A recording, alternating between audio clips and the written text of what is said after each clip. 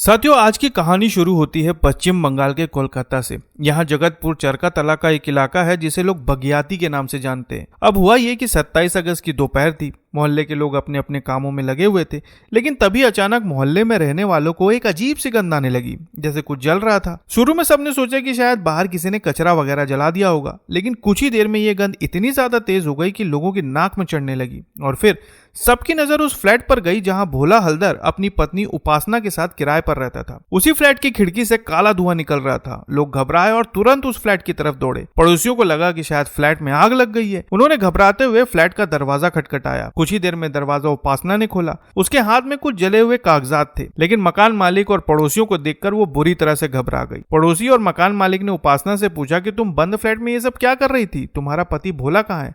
उपासना बुरी तरह से चौंक गई। उसने घबराती हुई आवाज में कहा कि नहीं, भोला घर पर नहीं है, वो काम पर गया है, आप लोग यहाँ से चले जाइए। लेकिन अब तक पड़ोसियों को उपासना की हरकतों पर शक हो चुका था और वो बार बार उससे पूछते रहे कि आखिर तुम ये सब कर क्या रही थी, क्या जला रही थी। लेकिन तभी उपासना बिना कुछ कहे अचानक फ्लैट से बाहर निकल गई और वहां से देखते ही देखते फरार हो गई। उपासना की इस हरकत पर पड़ोसियों को शक होने लगा। उन्हें लगा जरूर कुछ गड़बड़ है और फिर उन्होंने घर की तलाशी लेना शुरू कर दिया। घर के कोने कोने की अच्छी तरह से जांच करने के बाद जब एक पड़ोसी ने बाथरूम का दरवाजा खोला तो उसकी चीखें निकल गई, क्योंकि बाथरूम में उपासना का पति भोला हलदर घायल अवस्था में पड़ा हुआ था और उसके ठीक बगल में एक धारदार हथियार रखा हुआ था। इस नजारे को देखने के बाद पड़ोसियों ने तत्काल इसकी सूचना पुलिस को दी और बिना देर गवाए भोला को अस्पताल लेकर पहुंचे। लेकिन अस्पताल पहुंचने के बाद डॉक्टर ने उसे मृत घोषित कर दिया। अब तक इस पूरी घटना में यही लग रहा था कि शायद उपासना ने ही अपने पति को मारा है और अब वो फरार हो चुकी है। इस घटना के कुछ ही देर बाद पुलिस भी घटनास्थल पर पहुंच गई और अपनी जांच शुरू कर दी। घटनास्थल से फॉरेंसिक टीम ने सैंपल कलेक्ट किए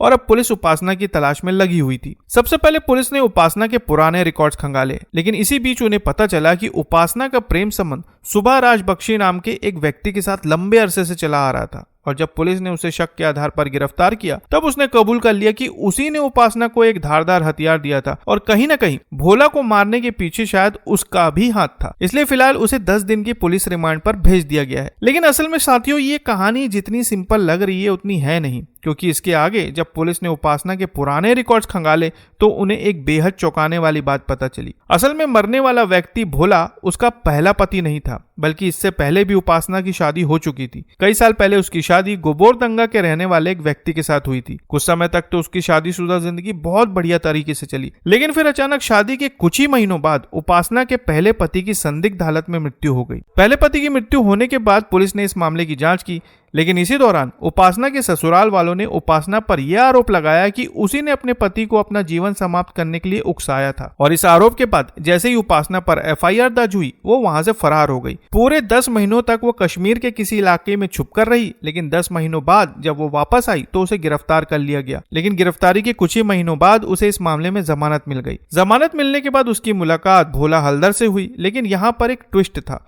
भोला भी पहले से शादीशुदा था, लेकिन उपासना के संपर्क में आने के बाद दोनों के बीच प्रेम संबंध बन गए और हलदर ने अपनी पहली पत्नी और बच्चों को उपासना के लिए छोड़ दिया और फिर वो उपासना के साथ किराए के एक फ्लैट में शिफ्ट हो गया। इस मामले में उपासना के पड़ोसियों का कहना है कि अक्सर उपासना और भोला के बीच लड़ाई झगड़े हुआ करते थे, क्योंकि भोला उपासना को छोड़कर अपनी पहली पत्नी के पास जाना चाहता था और इस वजह से दोनों के बीच अक्सर लड़ाई झगड़े होते। लेकिन कई बार उनकी लड़ाई इतनी ज्यादा बढ़ जाती थी कि पड़ोसी भी परेशान हो जाते थे और इस वजह से उन्होंने उपासना और उसके पति को फ्लैट खाली करने के लिए कह दिया था। इस मामले में फिलहाल उपासना फरार है और लगातार पुलिस उसकी तलाश में लगी हुई है। लेकिन देखा जाए तो उपासना, जिसके ऊपर अब 2 पतियों को मारने का आरोप है और अब जांच के बाद उसका एक प्रेमी भी सामने आ चुका है जिसने उसे एक धारदार हथियार सप्लाई किया था, इन सारी चीजों को देखने के बाद यही लग रहा है कि कहीं ना कहीं उपासना पूरी तरह से इस मामले में लिप्त है और ये मामला जितना देखने में सीधा लग रहा है उतना है नहीं। हालांकि पुलिस इस मामले की जांच कर रही है और शायद जल्द ही सच सबके सामने होगा। तो साथियों, इस पूरे मामले पर आप क्या कहना चाहेंगे कमेंट बॉक्स में जरूर बताएं और नई खबरों के लिए चैनल को सब्सक्राइब करना ना भूलें। फिर मिलते हैं साथियों एक नई खबर के साथ, तब तक के लिए आपका बहुत बहुत धन्यवाद।